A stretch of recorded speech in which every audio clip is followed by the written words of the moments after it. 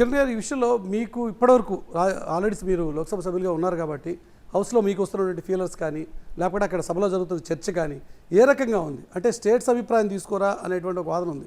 CM గారు కూడా చాలా ఇష్యూస్ రైజ్ చేశారు కదా. సో ఇట్లాంటి ఒక టైంలో స్టేట్ కన్సెన్సస్ తీసుకుంటారా, లేకపోతే లోక్సభలో జస్ట్ బిల్ పాస్ చేసి అప్రూవ్ చేసి వెళ్ళిపోతారా?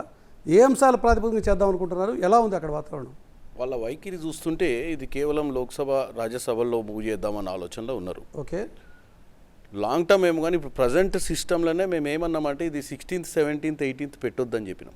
ఎందుకు పెట్టొద్దు అన్నామంటే అక్కడ తమిళనాడు తర్వాత వెస్ట్ బెంగాల్ లాంటి ఎలక్షన్స్ ఫేజ్ 1 తమిళనాడులో మొత్తము, ఫేజ్ 1 వెస్ట్ బెంగాల్ 23rd ఉంది. అంటే ఎంపీలు అందరూ కూడా 16th, 17th, 18th అటెండ్ కావాలంటే 19, 20 2 డేసే అక్కడ ఎలక్షన్ ప్రాసెస్ ఉంటుంది. ఎందుకు ఇంత ఆధారబాధారగా పెడుతురు? ఇది మే 2nd వీక్లో అట్లా పెట్టొచ్చు కదా. ఇంత పెద్ద అంశాన్ని అంటే ఇప్పుడు ఈ సెషన్ వద్దంటారా మీరు అనేది? మేము అసలు ఈ సెషన్ని మేలా అంటే మే 4th రిజల్ట్ వస్తుందండి ఈ మిగతా స్టేట్స్లలో. ఇప్పుడు ఇంత క్రూషియల్ టైంలో మేజర్ పార్టీస్ డిఎంకే, మన తృణమూల్ కాంగ్రెస్, ఈ 2 పార్టీల అవసరం ఉంది హౌస్లో. ఈరోజు వెస్ట్ బెంగాల్ లాంటి రాష్ట్రంలో, తమిళనాడు లాంటి పెద్ద రాష్ట్రాల ఎన్నికలు జరుగుతున్న సమయంలో, ఎలక్షన్ కోడ్ ఉన్న సమయంలో మీరు స్పెషల్ సెషన్ పెట్టి కేవలం మహిళా రిజర్వేషన్, మేము మహిళా రిజర్వేషన్ బిల్లుకు వ్యతిరేకం కాదు ఎవరం, పెట్టే బిల్లును మే 2nd వీక్లను ఆఫ్టర్ మే 1st వీక్ పెట్టమంటాం. ఎందుకంటే ఫుల్ హౌస్ అటెండ్ అయ్యే అవకాశం ఉంటుంది.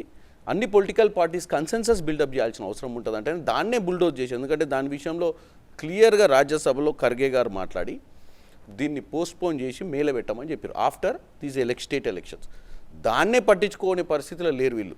ఎట్టి పరిస్థితిలో దీన్ని రాజకీయంగా మేము బిల్లు పెట్టడానికి ఎలక్షన్స్ కల్లా ఈ ప్రాసెస్ కంప్లీట్ కావాలి అంటే సాధ్యమంత 1 వీక్ 10 డేస్ బీజేపీ ఒక 15 డేస్లో ఏమైందండి? 15 days does it matter? Okay, I'm not asking for 1 year to postpone.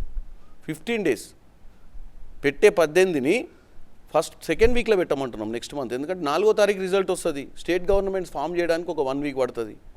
అటు కేరళ కానీ, ఇటు తమిళనాడు కానీ, ఇటు వెస్ట్ బెంగాల్ కానీ, ఇటు అస్సాం కానీ, అవి అయిపోయిన తర్వాత పెట్టమని చెప్పినాం కదా. ఎందుకంటే ఈ 1 month నాకు తెలిసి రాజ్యాంగ నిపుణులు చెప్పాలి, ఈ 1 month తేడాతో ఏమైనా తేడాలు వస్తాయి. ఎందుకంటే వాళ్ళు టోటల్గానే 2011 మీరు ఫస్ట్ అర్థం చేసుకోవాల్సింది ఒకటి ఉంది. ఇప్పుడే 2026 కాస్ట్ సెన్సెస్ ప్రకారం వాళ్ళు ముందుకు పోట్లేరు. మనం అందరం అదే అనుకున్నాం గతంలో. ఇప్పుడు 2011 కాస్ట్ సెన్సెస్, కాస్ట్ అంటున్నాం సారీ, పాపులేషన్ సెన్సెస్ ప్రకారం పోతురు. అంటే ఆల్రెడీ డన్ ప్రాసెస్ మీదనే వీళ్ళు ఎక్సైజ్ చేస్తారు.